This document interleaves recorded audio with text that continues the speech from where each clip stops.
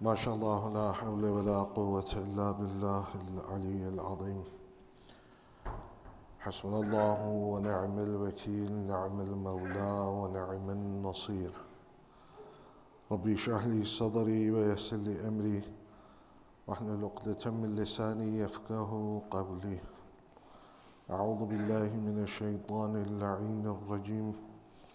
بسم الله الرحمن الرحيم. الحمد لله الذي جعل الحمد مفتاحا لذكره وسببا للمزيد من فضله ودليلا على آلائه وعظمته. ثم الصلاة والسلام وتحية والإكرام على النبي الأمي المكي المدني الهاشمي الذي سمي في السماوات بأحمد وفي الأراضين بأبي القاسم محمد.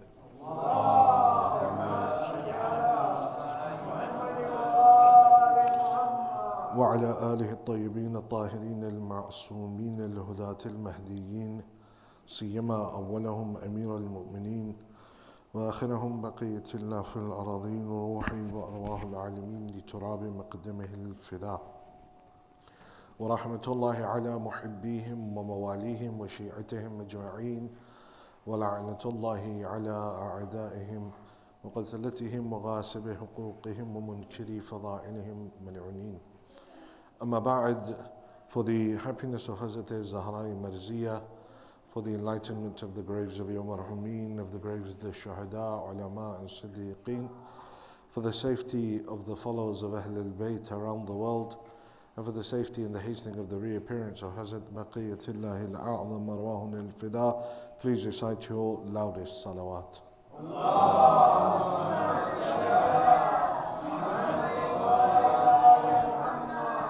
All praises due to Allah subhanahu wa ta'ala, the one who's Rahman and the one who's Rahim. It's an honor to be back here amongst you brothers and sisters. Alhamdulillah, there are some changes that I'm seeing, namely a member that's at least 5 times larger than your last one, and a light that is probably equal to the brightness of the sun as well. So alhamdulillah, it's good to be able to finally fit on your member. But that's not what I'm here to talk about.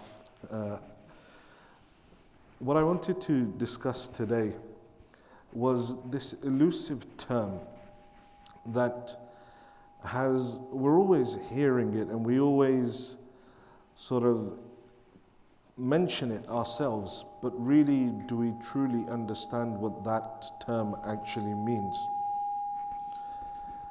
And that is the term of barakah. What is barakah? We always say, someone does this, it'll bring barakah. Or that this individual has barakah within their life. Or this individual has barakah within their speech or barakah within their knowledge. But in reality, what is that barakah?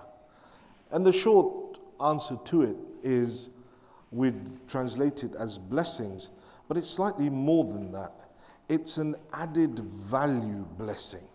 It's a particular blessing that brings added value to something that is already existing. So a life of barakah is a life that has an added value of blessing added to it. There are many people that live in this world, many people that live 70, 80 years, but the moment that they die, that's it. There's no legacy, there's no remembrance of that person.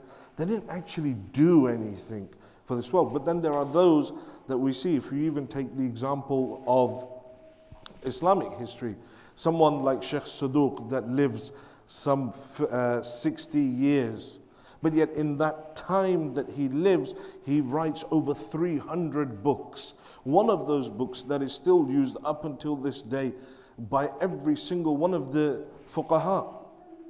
So that's a life lived with barakah. Many people write books, but they're often forgotten. Either they don't even make it to a library, let alone to the house of every single person. But yet, you look at something like Mafatih al-Jinan of Shaykh Abbas Qummi, an individual that writes a book, and even almost a century plus since his passing, that book is found in every single Shia home. Even when Shaykh Abbas himself was in his last legs, his final illness, and he knew that he wouldn't survive this. And someone said to him that, I'm going to Mashhad. And he began crying out of the sadness that he wouldn't have the opportunity to go on the ziyarat of Imam al-Rada alayhi salam again. And there was someone nearby, and they said to him that, Shaykh, you don't need to cry, because every single za'ir that enters the haram of Imam al-Rada has a Shaykh Abbas with him in the form of Mafatih al-Jinan. So that's a life of barakah, a book of barakah, something that has added benefit to it. And there are multiple ways that we can bring this added benefit. Because some people, you often say, this individual is Mubarak. Yeah? And there are individuals throughout history, Isa alayhi salam, وَجَعَلْنِي مُبَارَكًا, that Allah has made me a source of blessing for the people. Or he refers to Mecca as Bakkat al-Mubarakah, that this Mecca, this land of Mecca is a land of blessings. Certain names, you can think of all of the examples. I don't want to go too much into trying to understand barakah. What I really want to focus on in this lecture is how do we attract that divine barakah? Because throughout this world there are these various, easiest way to put it, rays of energy that are coming. Various a'mal that we can do, various things that we can do to tap into these divine rays. One of those divine rays is the one of divine barakah, of divine blessing, that brings an added benefit to every single aspect of a person's life. Every work they do, every place that they go towards. There is a level of barakah there. Every place they travel to, there's a barakah there. Now, one way of doing it is through dua. The Holy Prophet will wake up every single morning and ask Allah subhanahu wa ta'ala to give him the barakah of that day. Or the Holy Prophet says to Amir al-Mu'mineen, says, Ya Ali, whenever you go on any travels anywhere, recite this dua that Nuh alayhi salam recited as he embarked upon the ark. Rabbi anzilni munzilan mubaraka wa anta khayrul munzilin. That, oh Allah, take us down, let us get down at a place that is mubarak. Let us reach a destination that is full of blessings. So one way is through dua, but there are other ways that are more powerful, because we know that there are certain things, you can do as many du'as as you want, but there are certain things that will block your dua. Allahumma ighfir li adh-dhunub allati tahbisu ad-du'a. Forgive those sins of mine that block my dua. So we know that dua is blocked. And there are many different things that a person can do, but I want to focus specifically on one point today that we find within the narrations, and that is sidq, truthfulness. The one that is truthful will attract barakah to their life. Truthfulness is one of those things that brings this added benefit into the life of an individual, and it protects a person from many of the adhab. The tongue is the reason for the vast majority of the people ending up in hell. Many of the kaba'ir, 20 of them, in fact originate from the tongue, the gunahane kabira. They originate from the tongue. And so to be able to control this tongue itself is an art. It's something that is learned. People aren't just born with the ability to control the tongue. Because you'll see individuals who are totally unable to control their tongue. Be it in a, even if they're not saying anything bad, but some just waffle and talk. They're not really talking about anything, but they talk, and it's just doesn't go anywhere. And we all know individuals like that, where they try and explain something and they talk and they just go round in circles, and then by the end of it you think, what was that person trying to explain? That made absolutely no sense. The point was not conveyed. So being able to control it itself is an art. And controlling the tongue is one of those fundamental steps towards spiritual progression. You know, Allama Tabatabai was once asked that how can an individual concentrate in their prayer? And Allama Tabatabai said that tell them that they should speak less. Speak less. Because the more they speak, the more the amount of noise that is going to be knocking around their brain. And so when they try and stand still, all of the things that they were involved in, all of the things that they interfered in, all of the things that they thought they could have an opinion on, all of that noise that they make will then come into their own minds. You know, Allama Tabatabai was much like this. He didn't speak a lot. In fact, at times he would go places and people wouldn't even know that he was the Allama Tabatabai. He wouldn't talk about it. He wouldn't flaunt who he was. But I walk into a place and the first thing I want people to know is, I am Nabil Awan. You know, you haven't seen me? You don't know who I am? Because of this desire within myself. This uncontained, uncontrolled desire to be someone or to be acknowledged or to be accepted. But individuals like Allama Tabatabai were not like this. He says, if you want to be able to control your mind in salah, then control your tongue and speak less. That will allow you to concentrate within your prayer. And so when it comes to speaking less, or when it comes to speaking, having conquered the ability to speak less, now when a person speaks, they must only speak the truth. That goes alongside it. There are many people who don't speak, and for good reason, because every time they speak, or every time they open their mouth, they end up saying something silly. But those that are on the path to God are those who, when they speak, they only speak that which is the truth. But along with that truth, there is a sweetness to their words. They're not harsh. Someone comes to Rasulullah sallallahu alayhi wa alihi wa sallam.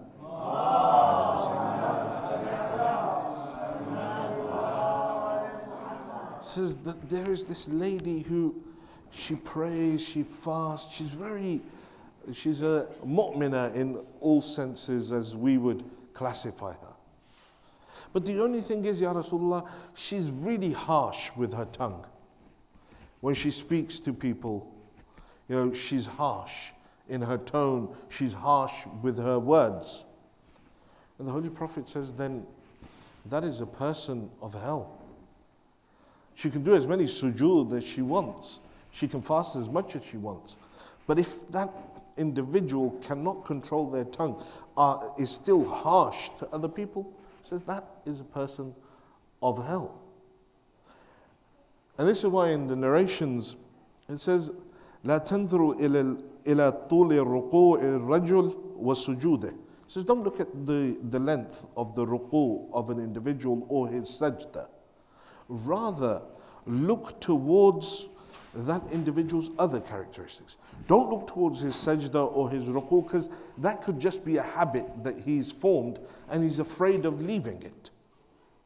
Rather, look towards this person's sidq, look towards his truthfulness and his trustworthiness.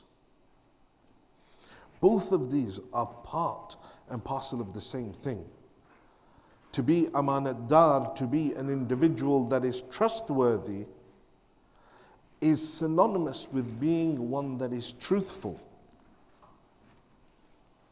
And many people who will have the marks of sujood on their head, many people who on the zahir will look like very pious people. They will be there in the masjid in the front row. They will be the ones that everybody thinks is the most pious person. But in their home, they're harsh with their family members. In their home, they're harsh with their spouse. They're harsh to their children. Then that sajda, that ruku, that service to the community is worth nothing if that individual doesn't have that softness with them. A mu'min's appearance, both his zahiri and his batini appearance, is one of beauty. His outward appearance, we focus a lot on the outward as well a lot of the times. The believer's outward appearance, and that's important too. We have many hadith talking about the believer, the way that he dresses, the way the believer should, have perfume, wear perfume or cologne or whatever you want to call it, have nice clothing. All the A'imma alayhimu salam, even though sometimes when we have this perception of Amir al-Mu'mineen, we're like, oh, Amir al-Mu'mineen used to walk around in rags. It wasn't that they were rags. They were simple clothes, but they were clean clothes. They were nice clothes, but they were simple. But the latter Imams, as society itself began to grow and increase in its socio-economic status, then the latter Imams began to dress nicely. Imam al-Hasan alayhi salam was very famous for dressing nicely. And at times people would go to him and say, you're being arrogant. And the Imam says, I'm not being arrogant. I beautify myself for the sake of my Lord. Because this is what Allah subhanahu wa ta'ala wants from me. The Holy Prophet would keep a bowl of water by the door of his house. And every time he'd want to go out, he'd look at his reflection in this bowl of water and make sure that he was presentable before he went out. He would always be smelling good. We have so many ahadith that there is no israf when it comes to perfume, to the amount that you spend on perfume. No matter how much you spend, it's not classified as israf. It's not classified as wasting. Imam al-Jawad, salawatullah wa salamuhu alayhi,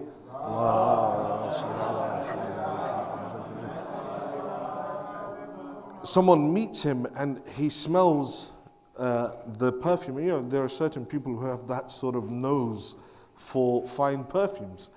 And he says to Imam al-Jawad, that's a very expensive perfume, Imam, that you've got on. Almost in a taunt, like, oh my God, why are you wearing such an expensive perfume? And the Imam says, you think that this perfume is expensive? You should have seen the perfumes that my father, Imam al-Radha, would wear. They were more expensive than this. So both the outward of a mu'min and the internal of a mu'min must be beautiful. His zahir and his batin. And one of the beautifications of the batin is to be truthful. An individual that has truthfulness within them. And there are different levels or aspects to truthfulness. The first is having truthfulness within your niyyah, having sidq within one's niyyah, within one's intention. And having a pure intention is very important in every single thing we do. This realm of ikhlas that we speak about, to be mukhlis, to be sincere, it's a very difficult maqam to reach. It's the highest realm. In spiritual wayfaring, they talk about the realm of ikhlas being the last realm that one reaches. After years and years of purification of the self, destruction of one's desires, destruction of oneself, they finally achieve the realm of ikhlas, to be sincere in their actions, that every single one of their actions truly is qurbatan ilallah. It's the highest realm. And at that point, that individual comes to the realization and the understanding of what inna lillah wa inna ilayhi raji'un really means. That everything I had was never mine. I don't have anything.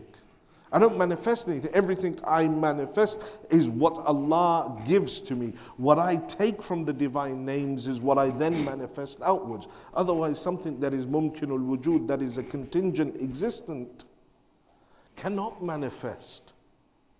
It is only the wajibul wujud, the necessary existence, that can manifest bidhat from himself. Everything else that is contingent takes from that which is necessary. But to have that purity of intention, that is the first stage of that sidq. It's the first aspect of that sidq. In Du'a Makarim al-Akhlaq, Imam al-Sajjad, salawatullah wa salamuhu alayhi,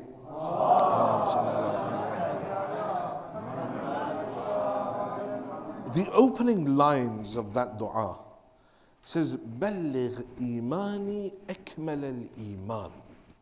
Says, oh Allah, make my faith reach the station of perfection. وَاجْعَلْ يَقِينِي أَفْضَلَ الْيَقِينِ, and make my certainty the best of certainties. وَانْتَهِي بِنِيَّتِي إِلَىٰ أَحْسَنِ النِّيَّاتِ, and make my intentions the best of intentions. Every individual must analyze their intention behind everything. When we talk about muraqabah or muhasabah, muraqabah is constant attention. Muhasabah is to take account of yourself. Both of these require an individual to be aware all the time, not to be in the state of ghafla. And then to analyze, why is it that I did what I did? Why is it that I chose to sit where I sat? Why is it that I chose to eat the way that I ate? Why is it that I chose to say salam to someone but ignore someone else? Because it is only when I go through this exercise that I can truly analyze and understand how pure or impure my intentions are. Many a times, in the name of Islam, in the name of the religion, in the name of the community, we do many things that are contrary to the orders of Allah subhanahu wa ta'ala. But we think on the zahir, our intention was pure. But because we never ponder, we never dive deep down inside the quagmire of our own soul to really figure out, why is it that I did what I did? And this purity of intention is so important that the hadith say, make sure that your intention is pure in everything that you do, even in your eating and your sleeping. That why am I sleeping at the time that I'm sleeping? This is what it means to do true muhasabah. There are stages to it. True muraqabah. Why is it that I chose to sleep at this time? Why is it that I chose to eat this particular food? Why is it that certain foods are my favorite, but yet when it comes to other foods, I say I hate them? Rather than, they don't really suit me. I turn around and I say, I hate them. That itself, that statement itself is kufran al-ni'mah. Is to reject a ni'mah of Allah subhanahu wa ta'ala. Yes, something may not suit your taste. And you can say, I don't particularly like it, but that doesn't make it a bad thing. But there are certain individuals, when it comes to certain foods, they're like, oh, get that away from me, don't let it be in the same vicinity as me. You see how easily kufranun na'am sneaks in to one's intention and to one's day-to-day actions. And it all comes back down to this purity of intention. And there's a very, very interesting narration from Amir al-Mu'mineen salawatullah wa salamuhu alayh.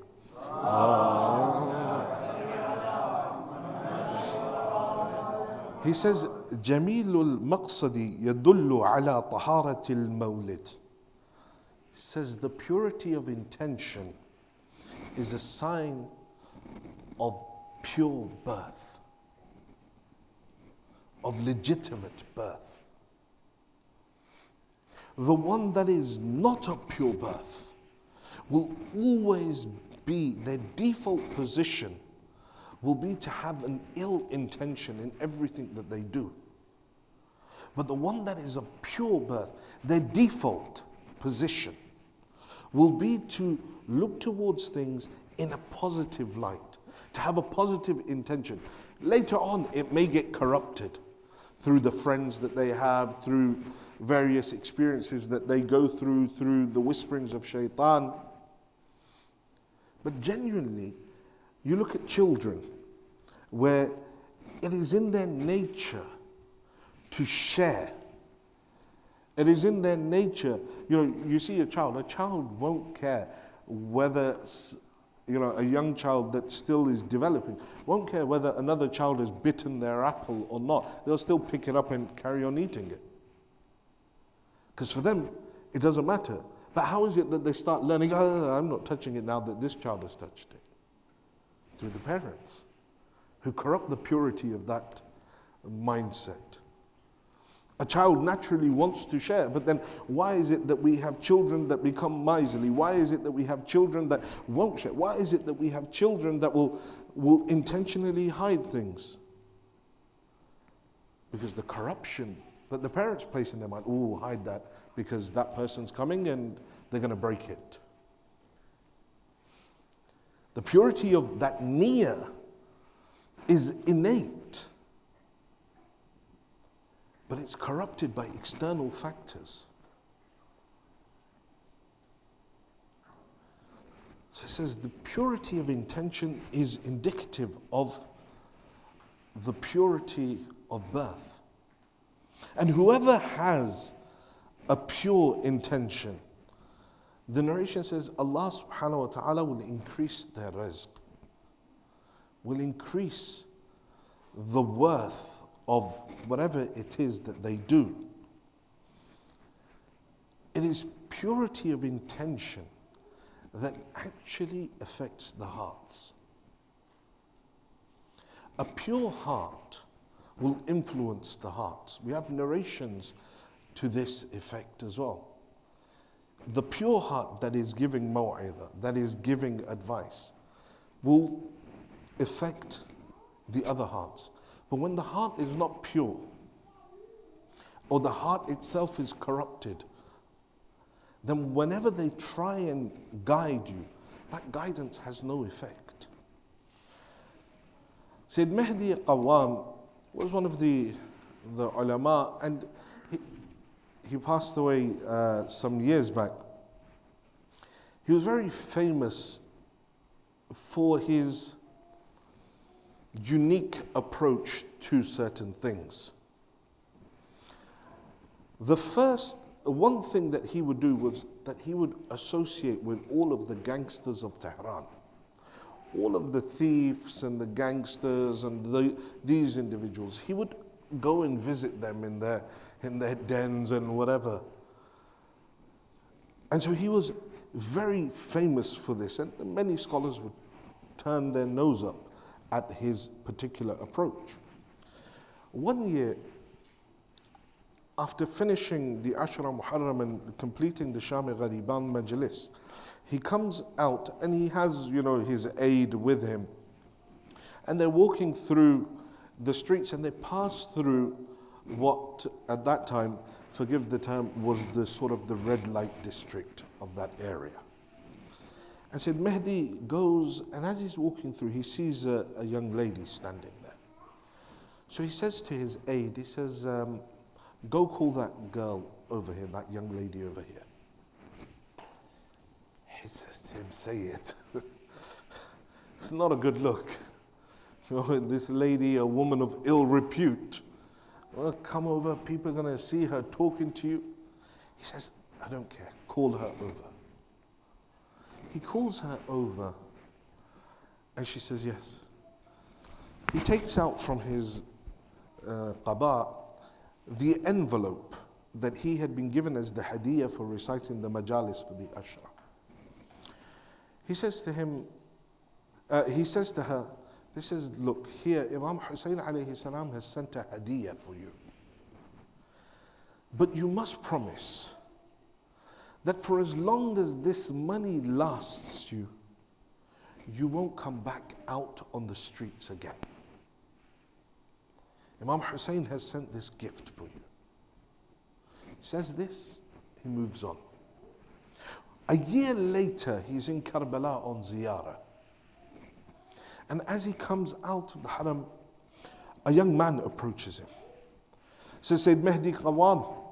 Says, yes. Says, my wife wants to speak to you. So he says, okay. So he goes forward, and there's a lady, muhajjiba, she's standing there. He says to her, yes, sister, you wanted to speak to me. She says, you don't recognize me, do you? She says, no. She says, a year ago, on Maghribayn, you gave me some money. You gave me that packet of money, and you walked away, and you never looked back. And you left that with me. She says that for 15 minutes, I sat in that place and I cried, saying to myself, what does Imam Hussein want with a person like me? What could Abu Abdullah want with a person like me? She says, from that point, she says, I made the intention that I would never come back out onto the streets. She said, I went home, I used this money that you had given me, and I promised Imam Hussein I would never do this. Says, a few weeks went by, I met this man, I married him, and this is our first ziyarah to Karbala. See the purity of intention, the purity of niyyah. It influences even the darkest of hearts. To have truthfulness, sidq, in our niyyah is what will influence others. Truthfulness of the tongue, something that you all know about. That one of the sins that shortens the life of a person is giving false oath, and one that is a liar. Lying is one of those sins which is known as miftah kulli dhunub. It is the key to all sins. Even those that lie in the way of a joke. Hadith says that woe unto the one who tells a lie to make others laugh. Woe unto him, woe unto him. That even in the state of an individual trying to make others laugh, lying is not acceptable. So purity of intention, telling the truth, staying away from lies, and then fulfilling one's ahad, one's promises towards individuals, towards Allah, towards the Imam of the time. This is from amongst the godly characteristics in Du'a Joshin Kabir, Ya man huwa fi ahdihi wafi, Ya man huwa fi wafa'ihi qawi. O the one who fulfills his promises, O the one who is strong in his fulfillment. These are godly attributes of the human being. And when one can inculcate these aspects into their life, then this is what will attract the divine barakah. This sidq, this purity of intention. This is what is needed. And when that divine barakah enters into the life of a person, then their name lives on forever, no matter how young they are. You look at these two sons of Muslim ibn Aqil. and that which they went through. But yet all of these years later, you sit here to mourn them, to commemorate what befell them.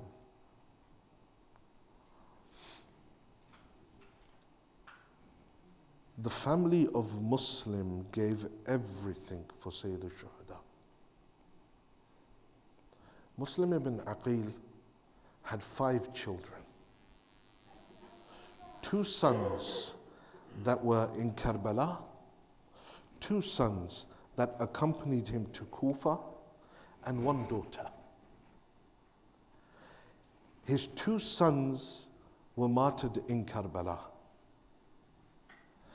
His daughter, Hamida, was one of those children that when Maghribayn, when the tents were being burnt and the children ran, because there was only one entry and exit from the tent area, from the khaymagah of Imam al-Hussein, because he had dug a trench around the back and filled it with fire. There was only one entry and one exit from that area. So when the tents were set on fire and the looting began, the children ran this way.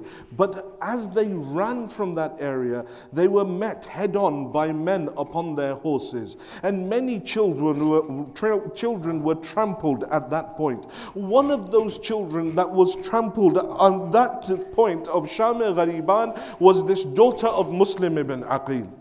Left then was just Muslim, his 2 sons, and his wife Ruqayya bint Ali. Ruqayya, when she returns back to Medina, from amongst the 3 houses that Yazid had ordered be destroyed, the house of Imam Hussein, the house of Abu al-Fadl al-Abbas, and the house of Muslim ibn Aqil. Ruqayya now loses her 2 sons, her daughter.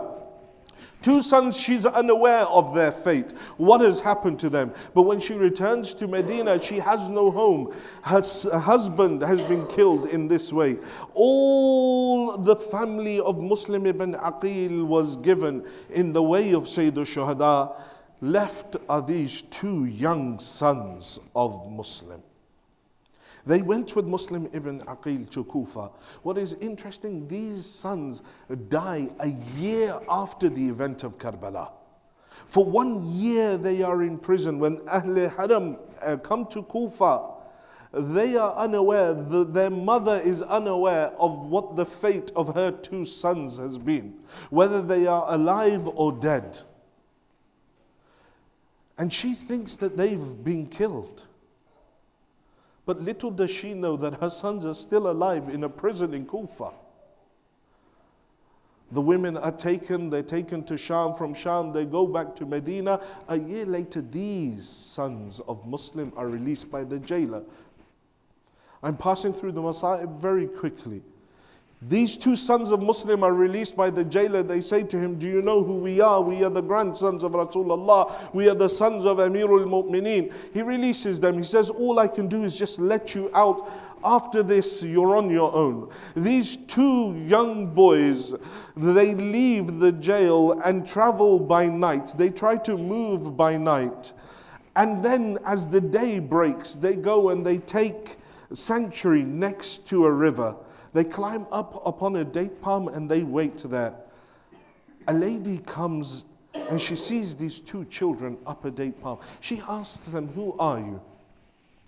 They say, promise us that you won't attack us or punish us or do dhulm upon us if we tell you who we are. She says, tell me. They say, we are the sons of Muslim ibn Aqil. She says, I'm a lover of Muslim. I'm a lover of Amirul Mu'mineen. Come down, let me take you to my home. She takes these 2 children to her home. She places them inside a room. She says, you stay here for as long as you want. In the middle of the night, her husband, Mal'oon Harith, returns to the house. He says to her, she says to him, where have you been? He says that I have heard that the sons of Muslim ibn Aqil had been released, have escaped from prison, and Ibn Ziyad has given a 5,000 dinar reward to whoever brings these children in. So I've spent the day looking for them. She doesn't tell him that the children are in the home. In the middle of the night, one of the younger boys begins to cry loudly. Harith awakens. He says, who is that? She says, no one. He says, no, I can hear crying. She says, I beg you, if I would tell you, don't do anything. He says, tell me, who is it? He says, the sons of Muslim ibn Aqil are there. He says, all day I have been looking for these two, and they were in my house the whole time. He goes inside the room. He sees both of the brothers crying. The younger one had seen Amir al-Mu'mineen and Hazrat Muslim in his dream, and they had said, oh, our sons, today you will both be coming back to us. Harith comes in. He grabs both of them by their hair. He drags them out of the house. His wife pleads with him, but he pays her no heed. He takes his son and his slave to the banks of the Furat. He says to his slave, sever their heads. He says, no, I will never sever the heads of the children of Rasulullah. He jumps inside the river and he swims to the other side. He turns to his son. His son refuses to sever their heads. Harith then goes to sever their heads. As he goes to sever the head of the older son, the younger one steps forward. As he goes to sever the head of the younger one, the older one steps forward. He says, kill me first. Harith says, why shall I kill you first? He says, because when we left Medina, my mother took the hand of my younger brother and she placed it in my hand and said, make sure you take care of your brother. They say to Harith, Harith, let us pray 2 rak'ah salah, and then we will ourselves come readily to be killed. Harith takes them.